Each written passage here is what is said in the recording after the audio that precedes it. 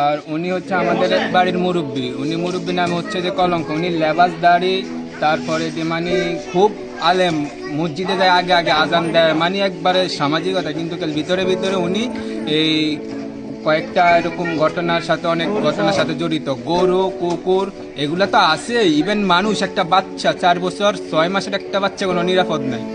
তারপরে এই ঘটনা মানুষ, আমাদের বাড়িতে 2টা বাচ্চার দোনোটা সেম ঘটনা ঘটছে। 2টা বাচ্চার তার এখন যে বাচ্চাটার সাথে ঘটনা হয়েছে তার স্বাস্থ্য বোনের সাথে সেম কাহিনী হয়েছে। পরে দিয়ে এটার বিচার আচার মানে এলাকার লোকেরা ধামাচাপার ভিতরে রাখছে। ধামাচাপার ভিতরে রাখার কারণে আজকে এই এত নম্বর ঘটনার পর্যায়ে গড়াইছে। যদি ওই সময় বিচার আছে সুন্দর মতো হইতো তাহলে এতটুকু গড়ানোর কোনো সুযোগ ছিল না। দর্শনকারীর বিচার চাই, দর্শনের ঠিকানা এই বাংলায় হবে না। এখন এর কাপড় চোপড় কি আপনি ওয়াশ করে ফেলছেন?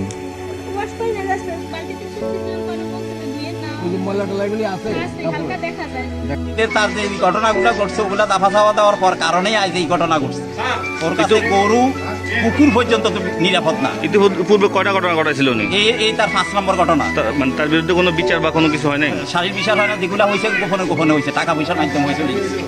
যার কারণে এই ঘটনা এখন ওখানে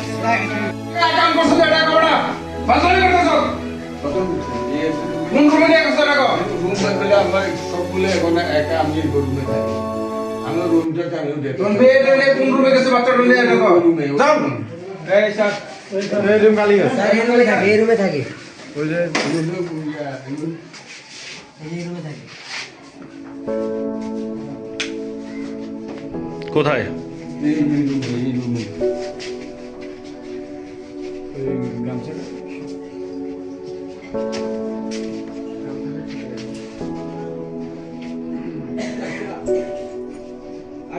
আমি আজকে বাজার থেকে বাড়িতে আসছি। বাড়িতে আসার পরে আমার একটা ফোন গেছে যে এই বাড়িতে একটা ঘটনা ঘটছে দর্শনের, আমার 22টিরে দর্শন করছে দেলুয়েছে।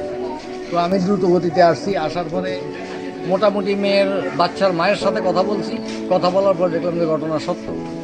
এর সাথে কথা বলছি যে ঘটনা ঘটাইছে, তার সাথে কথা বলছি। কথা বলার পরে সে মোটামুটি আমার কাছে একটা স্বীকারোক্তি দিয়েছে, তবে পুরাটা দেয়নি।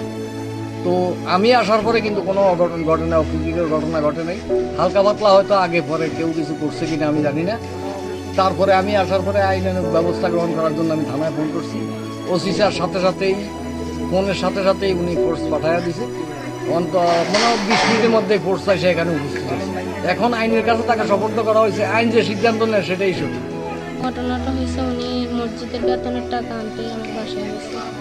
আমি পাকঘরে রান্না অবস্থায় ছিলাম। আমি বলছি আমার কাছে টাকা না, টাকা যখন আসে তখন টাকা দিব, আপনি যান আমি টাকা পাঠিয়ে দিব।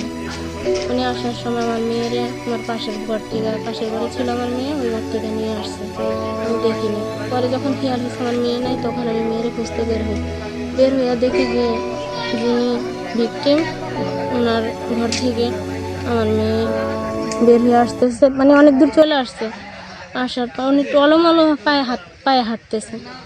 ওকে জিজ্ঞেস করলাম কি হয়েছে। ও বলে যে দুধ আমারে বিস্কিট দিবে বইলা আমারে নিয়ে গেছে, নিয়ে আমারে দুধু ব্যথা দিছে। পরে আমি আর আমার পাশের ঘরের আপা দুজনে ওরে প্যান্ট খুলছি। প্যান্ট খুলে দেখি প্যান্টের ভিতরে ময়লা সব, প্যান্ট ট্যান্ট সব ভরে রয়েছে, জায়গা পুরো লাল হয়ে রয়েছে। পরে আমি দাদারে হাদি মেম্বারের ফোন দিই, আমার ননদ হয় রেহানা, ওরে ফোন দিয়ে নেওয়ার পরে ওনারা দেখেন। পরে আমার হাদি মেম্বার দাদা বলে যে ওরে ওষুধ খাওয়াই দাও, ঠিক হয়ে যাবে, ওরে পরিষ্কার করো, ইয়ে করো। তা আমি আচ্ছা ঠিক আছে। পরে ওরে পরিষ্কার করছি। পরে এই দিকে আবার আমার কাকারে জানাইছি যে উনারে এর আগে অনেক ঘটনা ঘটাইছে। উনি মুরব্বী মানুষ, আমি নিজে দায়িত্ব নিয়ে, কেউ রাজি ছিল না বাড়ির ভিতরে, ওনার বাইক মারা গেছে, আমি নিজে ওনারে বিয়ে করাইছি। বিয়ে করানোর পরে উনি ওই বউ 1 সপ্তাহ থাকে না, বউ চলে গেছে।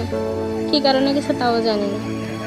এখন ওনারে আমি আবারও বলছি যে আপনি বিয়ে করে নিয়ে আসেন, যেহেতু উনি অনেক ঘটনা ঘটাইছে সেই প্রেক্ষিতে আমি বলছি যে কাকা আপনি বিয়ে করে নিয়ে আসেন, একলা ঘরে থাকেন না। উনি এত বড় একটা ঘটনা ঘটাইব সেটা আমি ভাবিও নাই। পরে আমি আমার চাচা শ্বশুরে জানাইছি, চাচা শ্বশুর বলছে যে ওনার ঘরে তালা দাও, মেম্বারের জানা। পরে আমরা ওনারে একটা সামাজিকভাবে একটা ব্যবস্থা নিয়ে ওনারে বাড়িতে আর রাখুন না, বাড়ি থেকে বের করে দিই। আমি সর্বোচ্চ শাস্তি চাই ওনার।